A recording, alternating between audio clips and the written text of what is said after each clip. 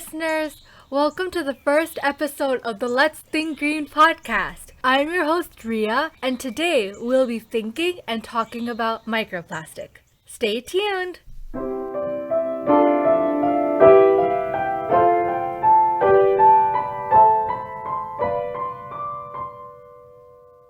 I'm sure you all know about the garbage patches in the ocean. Basically, patches of floating trash, but mostly plastic floating on the ocean surface. The largest one is in the Pacific Ocean, the Great Pacific Garbage Patch, which I'm sure all of you have heard about.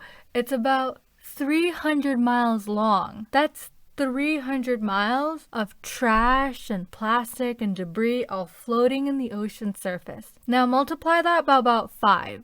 There are about 5 garbage patches in the ocean floating in our world's oceans. So the reason I mention this, and it's completely related to microplastic, is because scientists knew that most of the plastic floating on the ocean surface was in these garbage patches, but scientists also realized that the plastic floating on the ocean only made up 1% of all the plastic in the world's oceans. Scientists knew that, okay, there's a certain amount of plastic going in the ocean, but 99% of it is not on the surface. Like, where is it going? And then finally, they figured out that 99% of the trash was floating in the ocean and on the surface of the ocean in microscopic particles.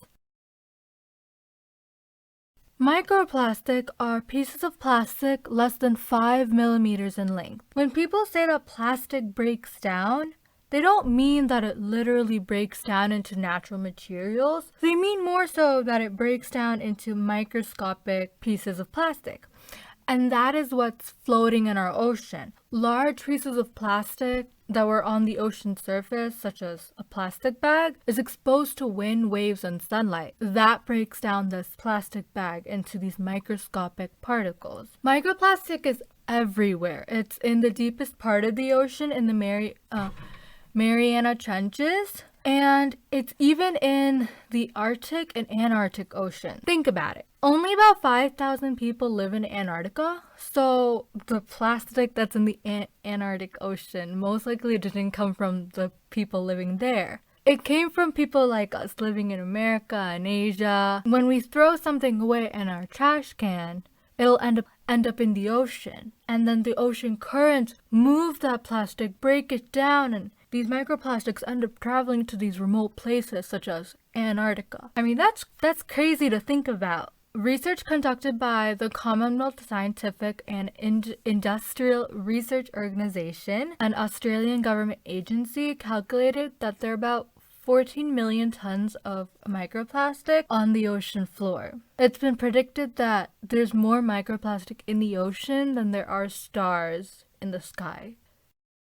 Plastic is so pervasive, and there's so much of it. This is a huge problem. From an environmental perspective, marine life often confuses microplastic for food. A small fish that eats plankton might think it's eating plankton when it's really eating a piece of blue microplastic. And then a lot of marine life who eat these plastic could die because eating plastic is not good for their system. I mean, if it's a particularly large chunk, it can harm their internal organs. Marine organisms who eat a lot of microplastic can die from starvation because they think they're eating food when they really aren't. Now, scientists have found that a lot of times it also passes through the marine life system without causing any damage, so that's good to know.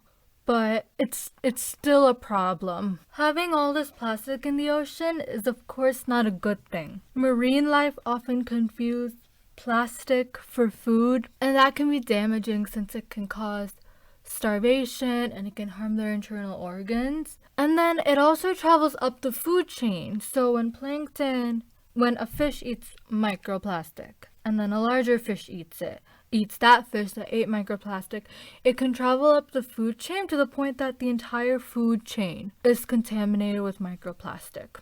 On top of that, it has human health implications, especially for those of you who eat seafood. Matthew Savoco, a researcher at Stanford University, And Alexandra McInturf, a PhD candidate at the University of California, Davis, examined 1,386 marine species that are known to have ingested a plastic debris, and about 200 of those are used commercially. On top of that, microplastic cannot be easily removed. Plastic that's floating on the surface, to some degree, you can like pick it out of the ocean. There's actually an organization, the Ocean Cleanup, which has developed a technology that allows them to remove this plastic that's floating on the ocean. But you can't do that with microplastic. I mean, it would be so difficult to remove microplastic from the ocean because it's these microscopic particles that are everywhere. We need to do something about this.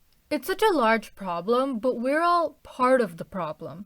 And if we start changing our behavior now, then we will be able to at least prevent more plastic from entering the ocean and making the problem even worse. So what can we all do to reduce our plastic consumption? Well, the thing is, there is no quick fix. We can't just click a switch and it'll all just be fixed. It just goes back to reuse, reduce, recycle. I know we've heard that a hundred times, but it's really that straightforward. If we reduce our plastic consumption, or better yet, avoid plastic altogether. Something like glitter. Glitter, it's basically small pieces of plastic, and if it's on your hands and if you wash it off, or if you put it in your hair and then you wash it off, it goes down the drain and it will end up in the ocean. And those are primary pieces of microplastic, meaning that was their starting form. Don't use glitter. I mean, glitter gets everywhere anyways. It makes a big mess. Just avoid glitter if you can. And then also avoid single-use plastic items, such as plastic straws and plastic bags and plastic water bottles. All of those things can't really be recycled anyways, and I'll get more into that. We don't use them for that long either, and they're easy alternatives to those. You can use metal straws or just skip the straw altogether. Use reusable tote bags when you go to the grocery store